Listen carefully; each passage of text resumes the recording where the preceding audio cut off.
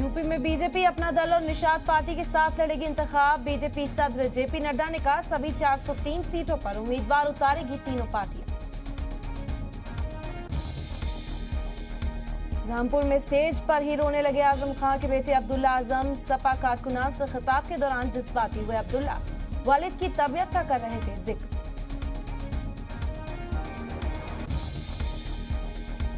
पंजाब में ईडी की छापेमारी पर भड़के सीएम चन्नी। बोले फंसाने के लिए रची जा रही है साजिश। अरविंद केजरीवाल ने किया ट्वीट, लिखा 111 दिन में हुआ कमाल।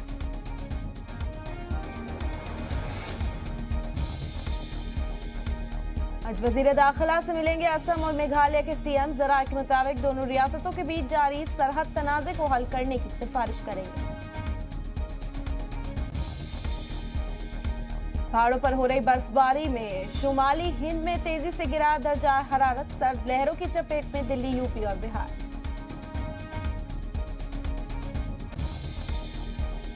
अरुणाचल में चीन ने फिर दिखाई अपनी चाल। 17 साल के लड़के को पीएलए ने किया अगवा। बीजेपी रुकने पार्लियामान तापेर गांव ने मामले को लेकर किया था ट्वीट।